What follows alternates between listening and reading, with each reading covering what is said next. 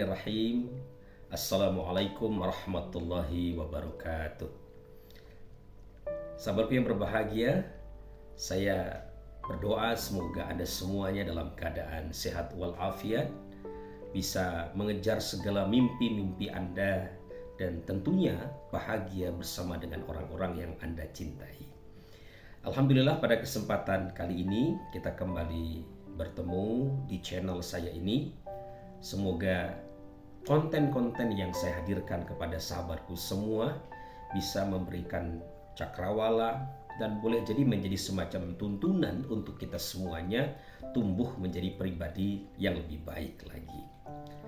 Sahabatku yang berbahagia, ada sebuah kisah yang terjadi pada masa Nabi Musa alaihissalam. Suatu ketika, saat itu Bani Israel mengalami kekeringan yang panjang. Nah, tentu dampaknya sangat luas karena membuat pertanian menjadi terganggu dan kehidupan masyarakat pun terganggu. Nah, saat itu kemudian sekelompok Yahudi datang kepada Nabi Musa alaihissalam. Mereka berkata, "Ya Musa, engkau ini adalah kekasih Allah.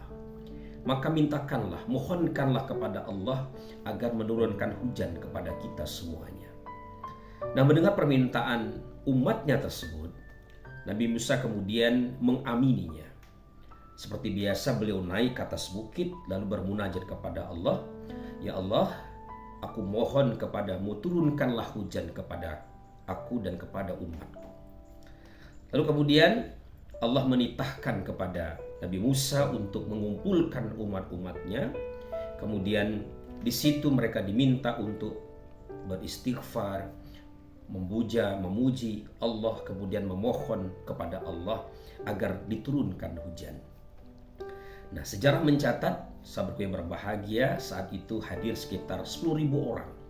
Dan itu menjadi salah satu peristiwa dahsyat yang terjadi pada masa-masa lampau. Bahasa kita sekarang itu adalah peristiwa istighosah terbesar pada masa Nabi Musa alaihissalam. Nah, pada saat itu mulai dari pagi mereka berkumpul lalu mereka memohon kepada Allah Subhanahu wa taala. Mereka memuji, memuja, menyanjung Allah Subhanahu wa taala agar diturunkan hujan. Namun apa yang terjadi? Waktu terus berjalan, ternyata hujan tak kunjung tiba. Kemudian kembali Nabi Musa menengadahkan tangannya kepada Allah. "Ya Allah, kenapa engkau tidak turunkan hujan kepada kami? Padahal kami sudah berkumpul memuji dan memohon padamu, ya Allah."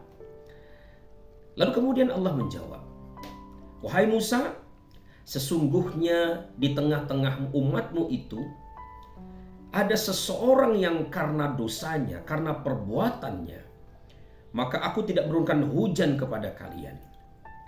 Karena itu mintalah kepada orang tersebut untuk berdiri bangkit dan mengakui dosa-dosanya. Berbicaralah kepada mereka." Kemudian Nabi Musa mengatakan, menjawab, "Ya Allah, bagaimana mungkin aku menyapa mereka, memanggil mereka, padahal mereka begitu banyak."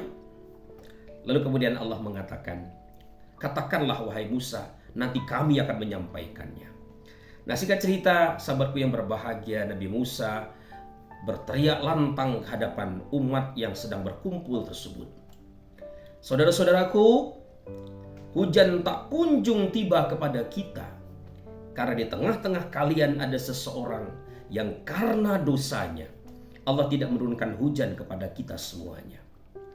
Karena itu aku minta orang tersebut berdiri, mengakui dosanya, mengakui kesalahannya. Niscaya Allah akan menurunkan hujan kepada kita semuanya." Maka apa yang terjadi? Riuhlah kumpulan orang tersebut, saling menengok satu sama lain dan melihat ke kanan dan ke kiri siapa orang yang dimaksudkan tersebut.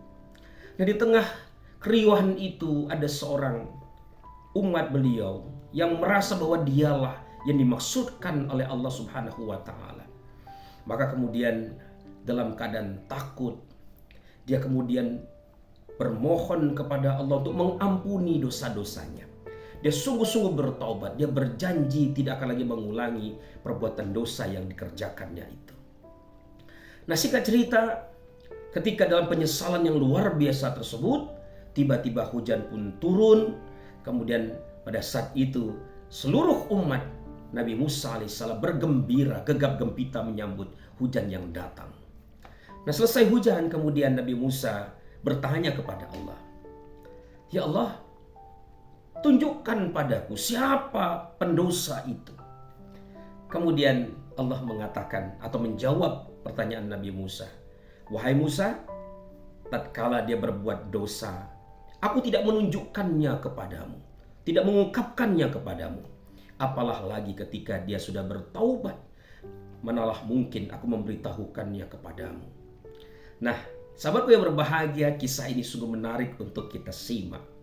Betapa Allah Subhanahu wa Ta'ala dengan segala rahman dan rahimnya itu menutupi aib-aib kita.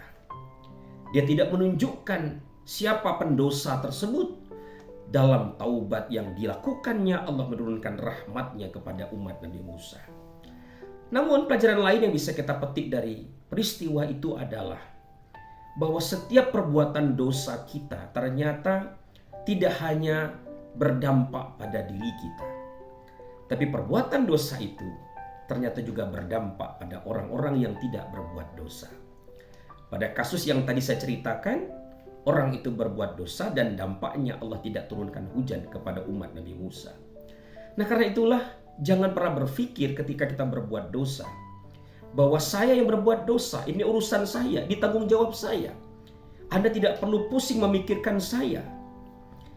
Maka benar bahwa memang ketika kita berbuat dosa itu kita yang menanggung atas perbuatan dosa-dosa tersebut.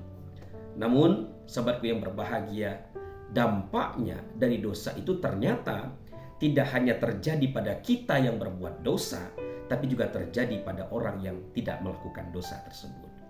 Nah, karena itulah jangan berpikir dangkal dengan cara semacam itu. Nah, lebih jauh kalau kita telusuri, ada banyak dampak dosa dalam kehidupan kita.